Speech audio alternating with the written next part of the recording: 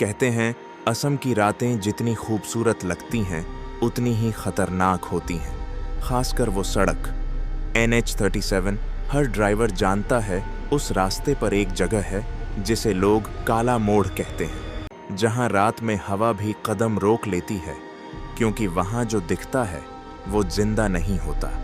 रात के 3 बजे ठंडी हवा चाय के बागानों को छूती हुई बह रही थी। रजत अपनी बाइक से गुवाहाटी से लौट रहा था। सड़क सुनसान थी, बस धुंध के पर्दे और हेडलाइट की हल्की रोशनी। मोबाइल से एक पुराना गाना बज रहा था, आए चांद तेरी रोशनी में।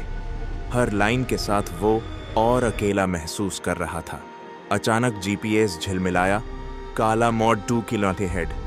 रजत मुस्कुराया, देखते हैं कितना डरावना है ये मोड़। सड़क अब तंग हो रही थी, दोनों ओर ऊंचे पेड़, नीचे झाड़ियों की सरसराहट। हवा ठंडी और भारी लगने लगी थी। उसे लगा जैसे कोई उसके साथ साथ चल रहा हो। उसने हेडलाइट हाई बीम पर की रोशनी में एक साया हिला और गायब हो गया। रजत ने सोचा शायद कोई जानवर बात तोड़ा, पर अब हवा में जली हुई चाय पत्तियों और राख की गंध थी। थोड़ी दूर आगे सड़क के बीच कुछ दिखा। वो एक औरत थी सफेद साड़ी में, भीगे बालों के साथ, और चेहरा पूरी तरह काला। रजत ने झट से ब्रेक मारा, टायर फिसला, बाइक एक ओर झुकी। मुश्किल से उसने संभाला। जब उसने ऊपर देखा, वो औरत गायब थी। सड़क खाली थी, बस हवा में किसी पुराने असमिया गीत की गूंज थी। उसने बाइक स्टार्ट करने की कोशिश की, पर इंजन ने आवाज दी और बंद हो गया। ठंडी हवा उसके कानों से गुजरी और पीछे से एक धीमी आवाज आई, मुझे घर छोड़ दो।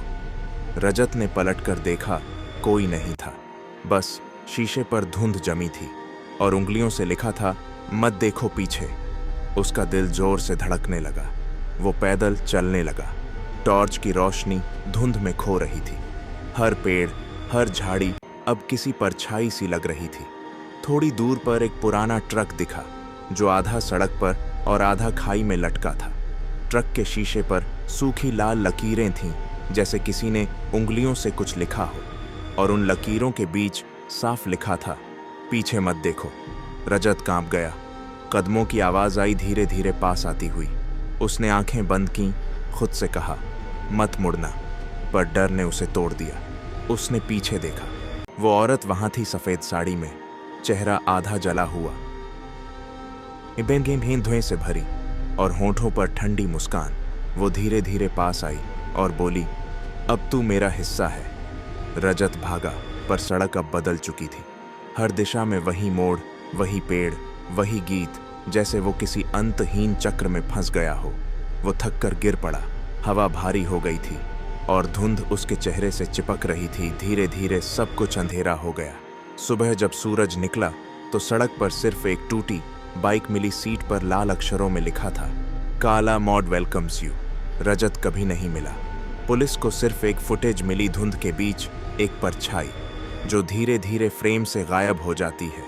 लोग कहते हैं बरसों पहले कामिनी नाम की एक और चाय बागान की आग में जलकर मरी थी। अब वो हर रात उसी सड़क पर लौटती है, किसी ऐसे को ढूंढने के लिए जो उसे घर पहुंचा दे।